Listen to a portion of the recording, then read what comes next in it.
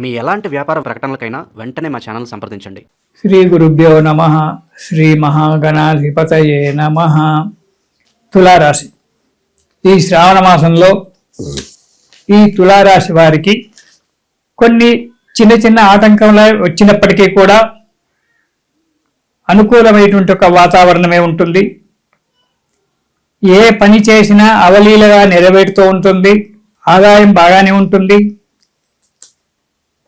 ఇకపోతే ఉద్యోగస్తులకు ప్రమోషన్లు రావడము, ఉన్నతి జరగడము ఏర్పడుతుంది.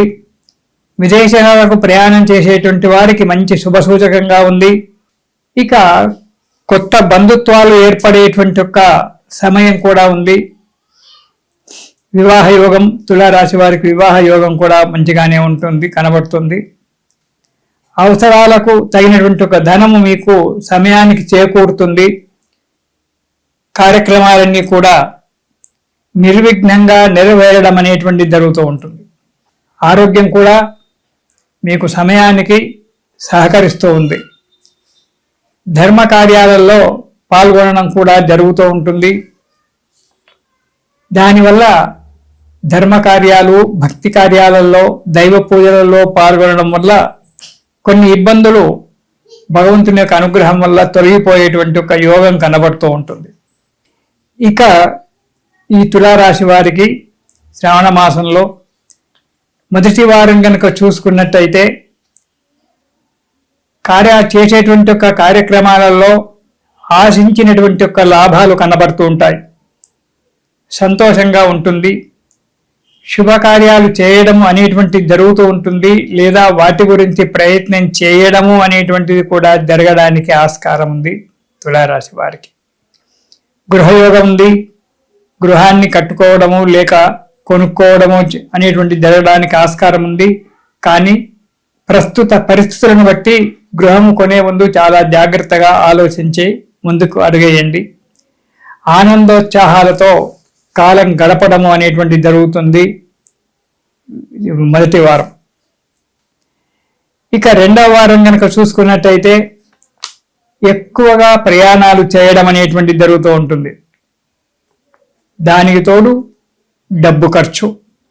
మరి ప్రయాణం చేసినప్పుడు డబ్బు ఖర్చు కాకుండా ఎలా ప్రయాణం చేస్తాం? ధన వ్యయం అనుకున్న దానికంటే ఎక్కువగా ధన వ్యయం జరగడం ఉంటుంది, ఏర్పడుతుంది.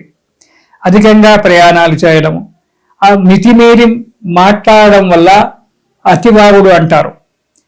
మితిమీరి మాట్లాడడం వల్ల కొన్ని కలహాలు ఏర్పడడం అనేటువంటి జరుగుతూ ఉంటుంది. కాబట్టి మీరు అతిగా ప్రవర్తించడము అనేటువంటి తగ్గించుకోవడం చాలా మంచిది. తులారాశి వారు విరోధాలు ఏర్పడతాయి. అతి సర్వత్ర వర్జయేత్ అంటారు. ఎప్పుడు కూడా దేని యందు కూడా అతిగా ఉండకూడదు. దానివల్ల విరోధాలు ఏర్పడి మనశ్శాంతి కోల్పోవడం జరుగుతుంది. సమయానికి తగిన సహాయం లేకుండా పోవడం జరుగుతుంటుంది. ఇక మూడవ వారం చేసే వృత్తి వ్యాపారాలలో లాభాలు బాగానే ఉంటాయి. ఆర్థిక పరిస్థితి కూడా మంచిగానే ఉంటుంది. నూతన గృహ నిర్మాణానికై ప్రయత్నం చేస్తుంటారు, ఆలోచిస్తుంటారు, లేక కొనడం కూడా జరగడానికి ఆస్కారం ఉంది. కానీ ప్రస్తుత పరిస్థితులను బట్టి ఇల్లు కొనాలా కొనొద్దా అనేటువంటిది ఆలోచన చేసి అడుగు ముందుకేయండి. మనకు యోగం ఉన్నప్పటికైనా కానీ అనుకూలమైన పరిస్థితులు లేనప్పుడు ఇబ్బందులు పడవలసి వస్తుంది. జాగ్రత్తగా ఆలోచించి దాని గురించి, గృహం గురించి ఆలోచించి అడుగు ముందుకేయండి. గృహం కానీ స్థలం కానీ చాలా జాగ్రత్తగా ఆలోచించి ముందుకు అడుగు వేయండి. ఇక నాలుగవ వారం కనుక చూసుకున్నట్టయితే ప్రతి పనిలో విజయాన్ని సాధిస్తారు. ఏ పని చేపట్టినా అన్నిట్లలో విజయాన్ని సాధిస్తూ అడుగు ముందుకేస్తుంటారు. మీకు రావాల్సినటువంటి ఒక ధనం మీకు చేతికి అందుతూ ఉంది. దానివల్ల కార్యక్రమాలన్నీ కూడా ఇబ్బందులు లేకుండా గడిచిపోతూ ఉంటాయి.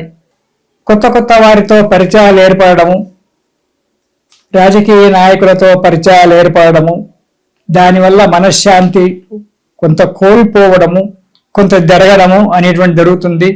కొన్ని పనులు కొన్ని మంది స్నేహితుల వల్ల సుఖంగా నెరవేరిపోతాయి, మంచిగా ఉంటుంది.